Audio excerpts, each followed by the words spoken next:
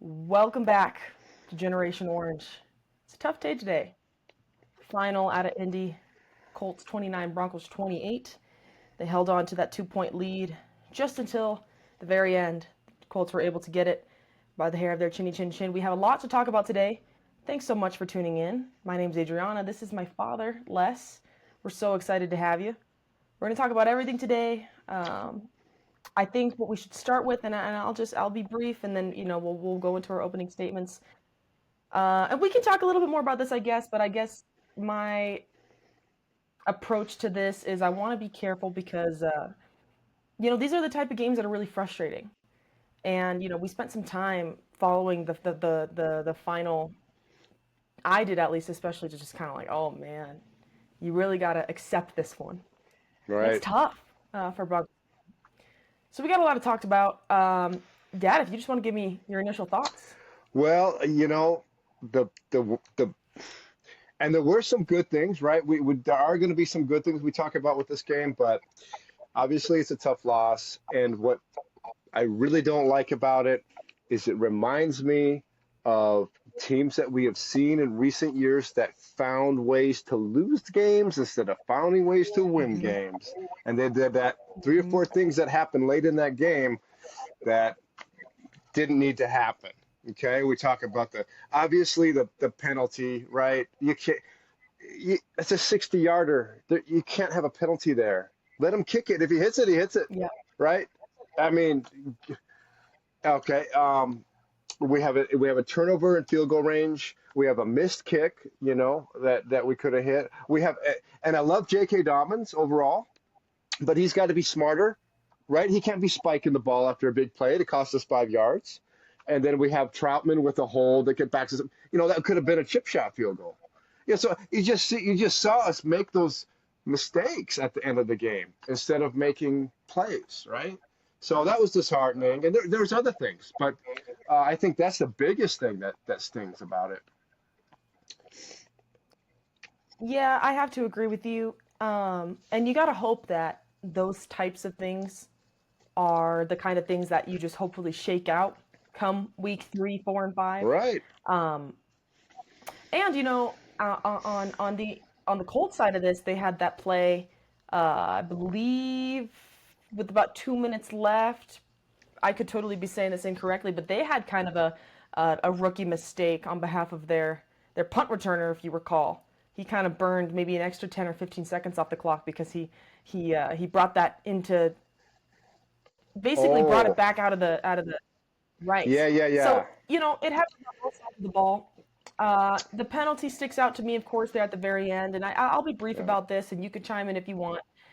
I you don't hear that called. You're Very right. rarely do you hear that called. Yeah. So automatically you're thinking, what is this? And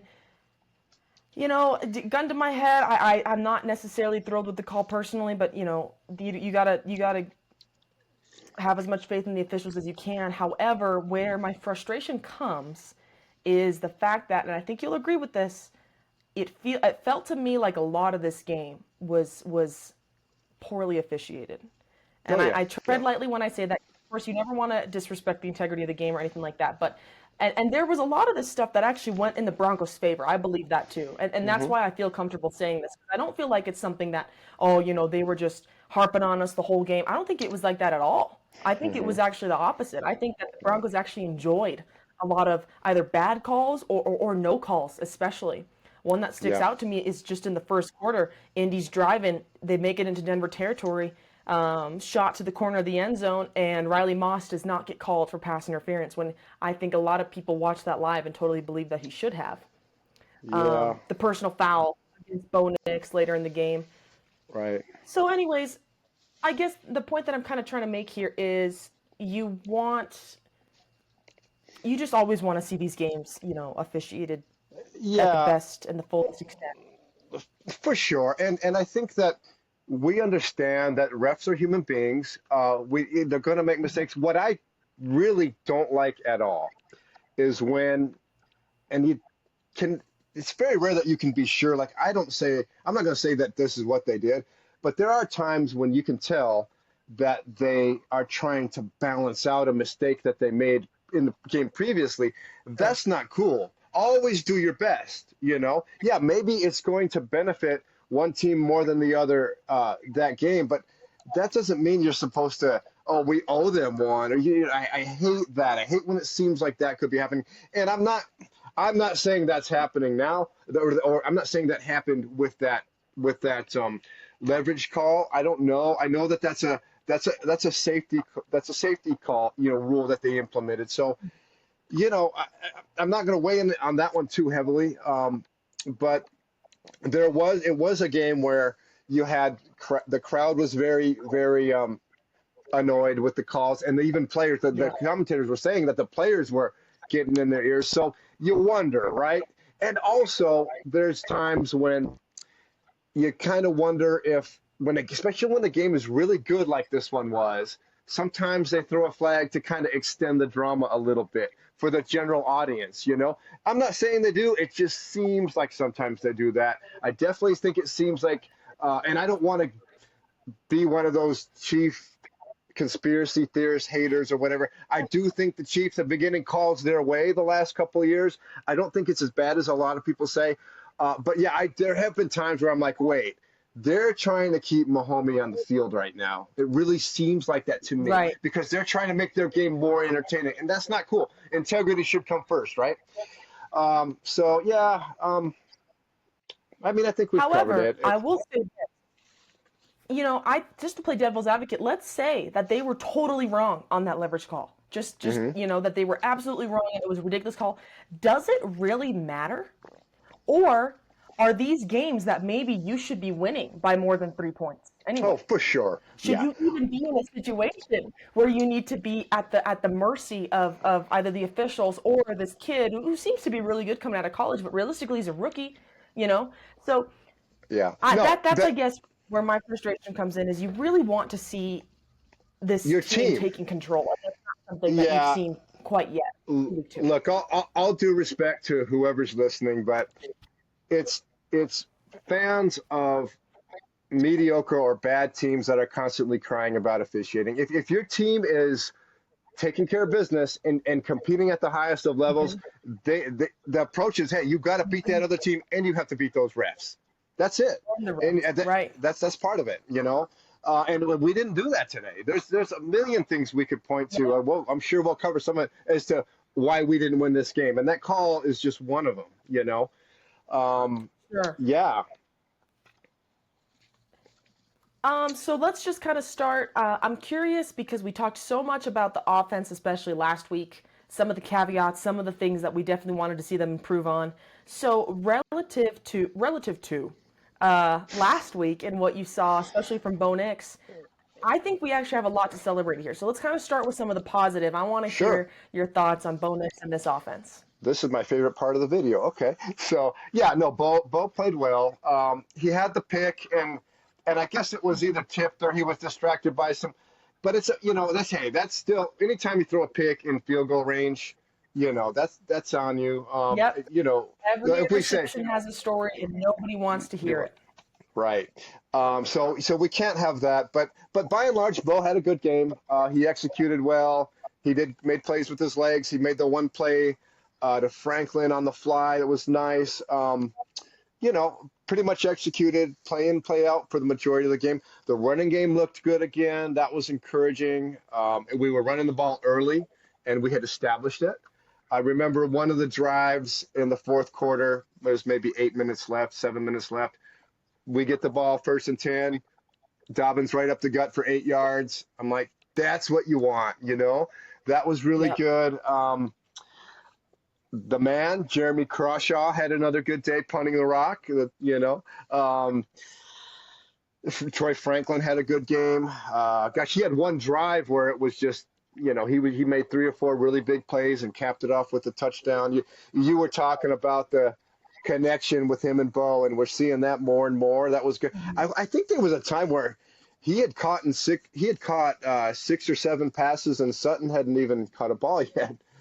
So that was So cool. Court actually only had one touch on the night, and when Yeah. you look at the stats, I got them pulled up right here. Yeah, Troy Franklin was the number one wide receiver tonight. 8 receptions for 89 yards, Obviously, he had the Touchdown. touch, and Yeah. big play for 42 yards. So he had a good game, I Hmm. think this might be one of the first times we've actually seen him. It's totally him responsible on that field. I don't know if the game plan was initially heading into this week against Indy to make Troy Franklin the number one guy, but that's what he became, and he was really serviceable. Yeah. You hit the nail on the head. I was so excited for that connection even as early as last year, and to see even a little bit of what we saw last week between those two guys was really miraculous. And then today, it just was like, here it is. Like Yeah. here it is, and it's comfortable, and they were being able to connect, obviously on big plays to stretch the field like that 42-yarder. But other times where it was, even something as simple as Troy Franklin's going to run a little out route or a little out and up, and Bo Nix, maybe he's not necessarily the first read, but they're able to connect no matter what. If Bo Right. saw him lined up one-on-one, it seemed like it was at least something that he was considering and often targeted Hmm. a lot of the time.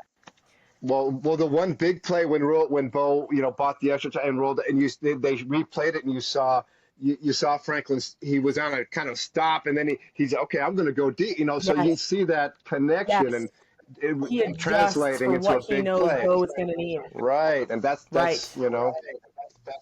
that was cool. Yeah, that was huge. That was super, definitely a bright spot of the offense. I think just kind of generally, Bo bouncing back from last week. Obviously, two Yeah. interceptions and the fumble. So three turnovers, which is Right. not. I don't think that's characteristic of Bo at all. So No. this was really Right. a good way to respond. I think you'll probably agree with this. Something that was a little bit frustrating for me last week, and I know we touched on this, was it felt like it at times this game wasn't playing, or this team wasn't necessarily playing as one unit. Hmm. Sometimes the offense was unable to capitalize off of a lot of big defensive stops. And today, like what comes to mind is that 7 minutes I think left in the first half. There's a huge fourth down stop after the Patrick Surtain injury, which thankfully doesn't seem like it's going to be that Right. serious. Yeah. Yeah, that was the biggest. The Oh, go touchdown. ahead.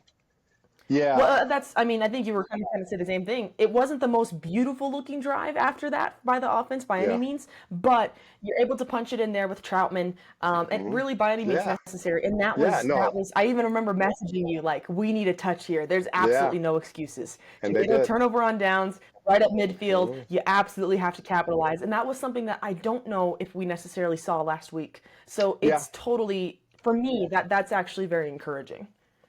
Yeah, and I feel like they've been a team like that for a while. Where they play to each other. Just today, everything they kind of unraveled together, if you will. The defense did stand their ground there toward the end to force it to a long field goal.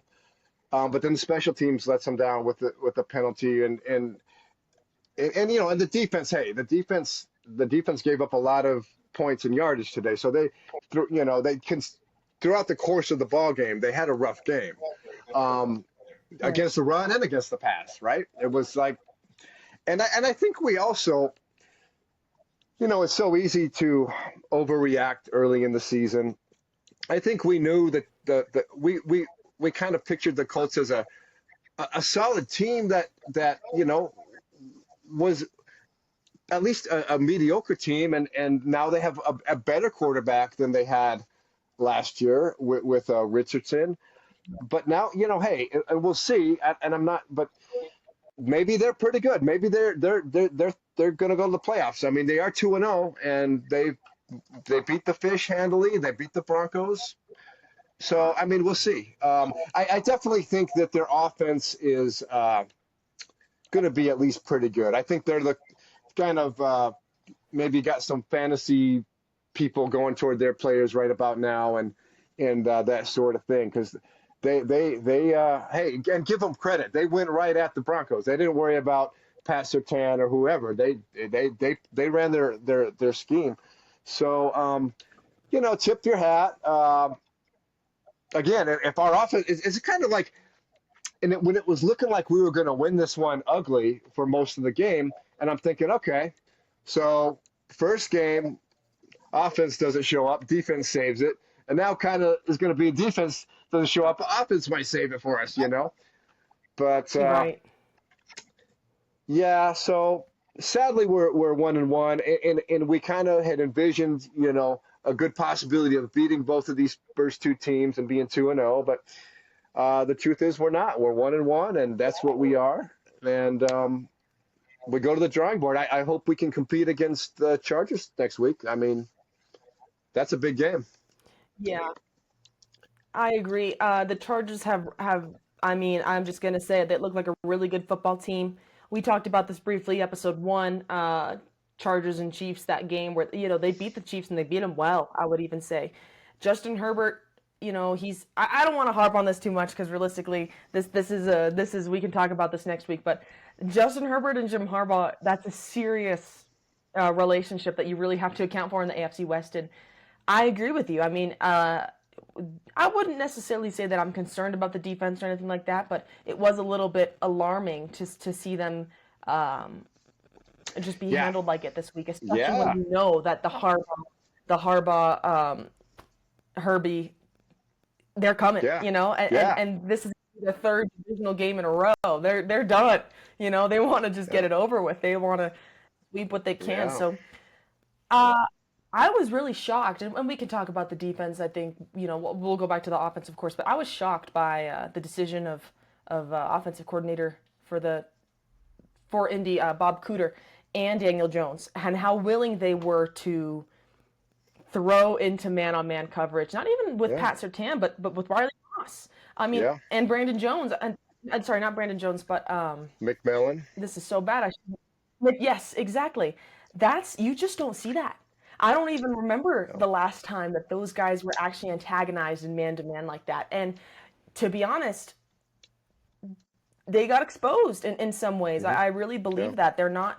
That was surprising for me. And yeah, you're right. You got to tip your hat to them because they had it schemed out. And I will say that you really have to tip your hat, especially to Daniel Jones, because so many of those plays, especially when it was close with PS2 and with Riley Moss, he really threw it in such a way that Yeah. it was just a dime. You know what I mean? Right. Like only the receiver could have caught Yeah. that, and it's very clear that's what they did, and probably practicing all week, and they're prepping for stuff like that. So it's I would it's a say brilliant scheme. Go ahead. no. Yeah. Good. Just kind of want to elaborate on what you're saying. Like, just it seemed like Pat gave up maybe four catches, maybe more. But Hmm. like I'm kind of it seems like about four, and on I would say three of those he had textbook coverage. You know what I mean? But they just made a Hmm. perfect play. Um, Yeah. yeah, it's a rough day for Pat, right? By his standards, he's usually, he gives up four catches in half of the season or whatever. But again, they don't go after him as much either. And when you do go after a guy like that, you have to make those kind of plays, right? You gotta put it to where Correct. only the and Thread the they even needle. had Right. yeah, and they even had a play to the tight end who and I don't think Pat has ever even given up a play to a tight end because he's played against Bowers and Kelsey a little bit, and I don't. I just that he just usually wins that period, So yeah, but again, credit the Colts, and if there's any silver lining to come from this game, maybe the defense needed that too. Maybe like our offense needed last week to get it going, and maybe they need to stop reading what's being written about them or said about them and all this bad because I just don't like that. I don't like the hype, personally. I would Right. like to see my team get recognized when they win something, but I don't need to hear about, oh, they got the best defense in the league. Well, they have to do that, Well, now we just right? kind of got exposed. Right. Right. So maybe this is what some of and I'm not saying that they're not showing up prepared and working hard. I know they are, but at the same time, they're young guys, and so it keeps them hungry, So hey, the big game next week, big game next week for them to go to the drawing board, refocus. We'll get to watch the Chargers and the Raiders, and sadly, one of them is going to be 2-0 and sitting atop on the perch, right, looking down at the other teams. The Chiefs are 0-2. I guess, that's kind of Oh, cool. and 2. Yeah. Fly, Eagles, fly. Wow. Yeah. Obviously, I didn't catch a lot of that because I was too caught up in Right. whatever was going on in Oh, Indianapolis. But Yeah, that's good news for us. Yeah, no, I was so annoyed. For some reason, I was thinking that the the Chiefs and the Eagles are playing in the morning. So I was all excited about, rooting for the Eagles and then watching the Broncos. And it was like 5 minutes till kickoff. I'm like, oh, they play in the afternoon. Not Wow. quite. But Right. so yeah, Yeah, and I don't know how much of the morning games that you actually caught, but they were interesting to say the least. We can take a quick look at the scoreboard, and we got the Vikings in Atlanta going on right now, and just you know, so that's kind of NFC drama we don't care a lot about. But there was actually some, I think there was actually some interesting stories even just this morning from the AFC. The trying to think. Bengals coming out on top of the Jaguars, but that was close for a while, and I know that the Jags have kind of been looking for a win like that for a while, so that was And interesting. I guess Burrow got hurt, right? I heard Yeah, Burrow had I haven't really a leg followed up in, on that, but I heard that it was right. yes, that he kind of got rolled on and he did Mhm. not return. So prayers for him. You never want to see Right. that, but fortunately for the Bengals, they were still able to make that work. Man, I don't even know who their number two is. I probably should. It was Patriots. is it- Go yeah. ahead. You I know the think guy? I think it's they have a pretty good back. I don't remember, but go ahead. The Patriots Patriots beat the Dolphins. they beat the Fish. Yep. Yep. Any opportunity to see Tyreek Hill whine a little bit is a good one for Adriana. I have to be honest about that. And Um, 0-2. he didn't have a great game. Yes, of course, and 0-2. Yeah, the Fish. Obviously, we got a little sour taste. I'm always going to have a sour taste in my mouth for the Fish after what they did to us just a few years ago. I'll never forget that. So this is good news for me. I believe that the Steelers lost to the Seahawks. Okay. Yeah. I think that's obviously that's good for us. And I wanted to touch on this a little bit, and I know you and I did. We talked about it briefly following the game, but the worst case scenario coming out of this game for me is this. There's a situation where, we're not, maybe we don't win the division, right? That's our goal. It's always your goal. You want to win the division because that's the safest route.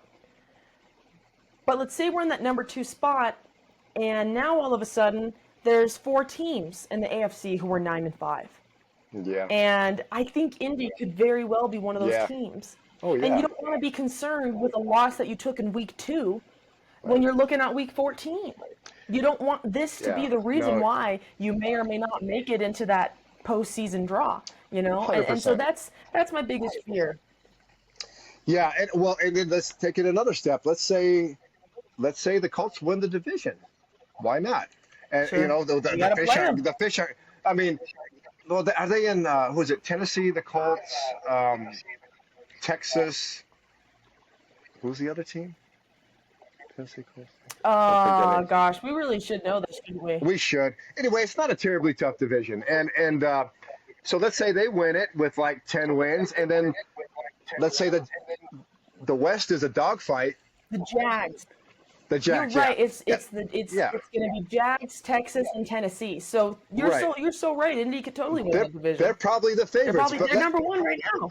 right, Yeah. and so even if we win the division in the West, and if we have the same record, guess who gets the seeding? Yeah, Hmm. it's a bad loss. You know, granted, they might be a good opponent, so by that measurement, you can say, okay, well, if we got lit up on defense, at least it was a good offense that did it, right? But um, it's just one of those wins that can come back to bite you. It's just now Right. I will say one thing that I am grateful for is there was a couple of scares. I mean, I think it was like the second or the third play of the game. Zach Allen goes down, Zach. Yeah. and then you Right. see the guy go into the prayer stance on the other team, like, and I'm like, Yeah. And no, then they go to commercial. yeah, How dare and, you go to commercial right after that? right. And then Pat gets hurt, but they both come back in the game. So those are the type of guys because we're going to have injuries, but we really don't want guys like that going down for a long time. So we're still reasonably healthy. We're 1-1. Hmm. We've shown good defense and we've shown good offense throughout the course of the two games. Um, So we know we're capable. yeah, but Yeah, and I'll say this, considering the outcome, so many people can get caught up in. Uh, well, I guess let me kind of restart that statement. If the game would have gone the other way, If he would have missed that 60-yarder, for instance, and it's just over just like that, you'd be having a really different conversation, I think, about especially the defense. And I'm not saying that there's that they didn't play to the standard, especially the one that they set week one.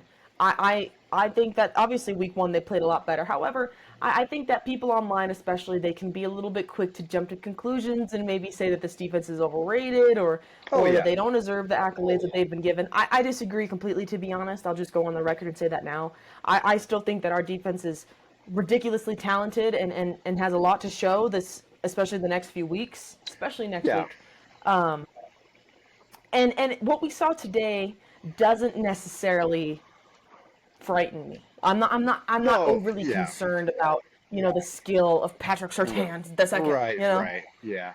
No, they had a rough game, but again, credit the Colts, and even in this game, you saw situations where it's not like the coach lost any trust in them. Remember when the Sorry about that little technical break. We're back. Hopefully, not too much of a disturbance for our viewers here.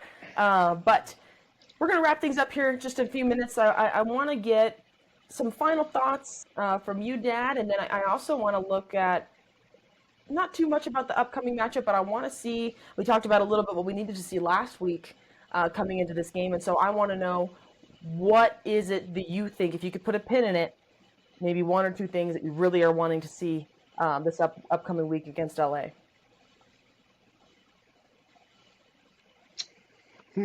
uh, well, I want us to play better Yeah. on all three phases of the game. I mean, defensively, obviously, special teams. I mean, I'm a little bit discouraged. We've had great special teams for the most part under Peyton, and then this guy Rizzi that we bring in, he's a special teams guy, master, right? He was a head coach for a while with the Saints. And what's going on? Maybe I'm not trying to press the panic button, but it's disappointing when it's something that's usually a strength that we're hanging our hat on that's letting us down. You know. Um, so yeah, and then offensively, more of a like they played today for the most part, but then hang on to the football. Um, so I think we've seen enough in the last 2 weeks to see the kind of team that we want them to be and the kind of team that we don't want them to be all in one. So hey, put it all together. Let's go battle with the Yeah, Chargers and see I what agree with happens. you. What else are we Special gonna teams is a do? little bit You of a know? concern for me as well, just because this is the second week in a row that I feel like the Broncos have been exploited on that particular phase. But you just gotta, believe that they got Yeah. it figured out. And they're all, on that same note, I think that Mims had a few really good returns today. So there are bright spots even there. I think Yeah, he's that fine. it's going to be, especially next week, we need to be able to run the ball with the same, if not better, efficiency than we did today. I think that was probably one of the brightest spots of the offense today for me was seeing that finally come to fruition. RJ Harvey only had a few carries, but he looked pretty spectacular out there. Obviously, Dobbins was able to punch it in today for the touch and just had a really good game overall. So I'm optimistic about that. Otherwise, I'm actually, and I wanted to. This is just kind of a one last tangent point. I don't know if you feel this way, but I'm almost a little bit surprised sometimes about how much we're still using, like Adam Troutman, for instance. Um, does that shock you at all? Yeah. Oh, I'm a No, Peyton guy. Yeah. because he's a Peyton guy, and he's probably going to be he's going to probably be on the coaching staff when he retires. He's just one of those locker room guys, and I don't have a problem with it because the thing is, guys like that kind of get lost in the shuffle, and the next thing you know, they're wide open in the back of the end zone like they were today. So it's fine. And we did see Ingram wasn't Right. a huge factor, but he made a couple. He had a third down conversion. So we have him out there. Um, yeah, I don't. eh, Part of what we have to accept with Sean Payton is I think we're more used to what most teams do is they just kind of have their guys. They have the quarterback, their two receivers, their one tight end, and the running back, and that's just they just go to those guys. Whereas Sean just likes to change up personnel, and I just feel like other than Cortland Sutton, and right now I would say J.K. Dobbins, those guys are. But even then, Cortland only, like you said, only had one touch. So there's really no rhyme or reason to his offense. It's just kind of what he wants to do for that opponent, and then during that game, Right. what he wants to do for that situation. So, uh, you know, yeah, I'm okay with Troutman. I'm not Yeah, okay with him having a holding that was a call little like he did appalling. today. But I don't think that's his normal Yeah. MO. You know, No, and that remember was. the Go thing. ahead. Remember what? Go ahead. I was just gonna drop the old first blood quote. I'm not trying to save him from you. I'm not trying to save you from him. I'm trying to save. I can't even say it right, but anyway, there's a Colonel Troutman joke in there that I didn't execute. If somebody gets it, that's fine. Uh, uh, um, so yeah, I don't know, kiddo. Tough game, you know, Yeah, tough game. you never like to see him. Uh, but the main, I said you never want to see him end what's like that, that? but unfortunately, Hold we've on. been on both sides of it too. The Broncos have, I think, kind of even famously Yeah. shown the both Oh ends of the yeah. one score, uh, final score. So what are you gonna do? The reality is, you go ahead. It was a great. It was a great dramatic finish. Like we've been through. Like you said, we're on the wrong end of it. And hey, credit to the Colts. They took care of business. We need to take care of business against or the Chargers. We do that, we're going to be feeling fine. If we win that game, I would rather lose this one and win that than win Of that one and course. lose next week, right? So, um, and we're still a work in progress. I know, you know, we were in the playoffs last year, and there's been Super Bowl talk, but the at the end of the day, we still haven't. We didn't win in the playoffs. So we have to, I think, be cognizant of that. It's still early in the season. We do have a lot of talent, and we have seen what that talent can do at times already. And as far as running the ball, I love where we're at. I didn't expect us to be so Me efficient, too. pushing people around, and both of the running backs are doing great. That's great to see. And it's great to see Sean rebound from a rough day of playing calling last week and just run the rock, this week so efficiently. So there were some good things, you know, but yeah, it's gonna be kind of a Yeah, longer for week than it sure. was last week. It's one of those that just kind of, um, it's going to kind of stick in your mind. Obviously, nothing like that Chiefs game last year where just at the very end, it just doesn't work out. Bad special right. teams play. So at least it's not like that. But this one is still annoying. But at the end of the day, I But think if you're the Broncos, especially for Sean Payton, you just need to know um, when to put the game away. And I think that there were several different opportunities that the Broncos had really to get up on top and to make yeah, it even a two-score game. And that realistically, way more than whatever the call was, whether it was yeah, right or wrong, you can talk about it as much as you want, but it doesn't change the fact that Will Lutz makes that field goal. It's right. at this point it's a 5 point game, or all of those little things, all those times you went three and out, you didn't want to, or you settled for a field Hmm. goal. All of those things matter just as much. Yeah, I actually think more because you're talking about your own team and what you actually can control. So you just gotta know when to right, put it away. right. And unfortunately, 100%. they weren't able to do that today. But I agree with you. If we're able to win next week, that'll be awesome. And of course, I absolutely believe that they can. The Chargers are a great opponent, especially for this Denver defense, I believe. So we're gonna have a very exciting episode next week. Anything else I missed? Anything you want to add? Yeah, and Yes. hopefully we can go live next week. And by the way, I think, a shout out and appreciation for all. We had like 240 views of our last video. Wow, that was amazing. Really cool. So, and yet we didn't get the chance on that video to say, well, we did, but we had some other technical difficulties, and we will work through that. Okay, we will get this figured out. Whether we have to get a different system set up or whatever it takes, we will have better videos. As long as we're getting any kind of support, we're going to keep doing this and we're going to do it better. So for anybody that's interested, just know that.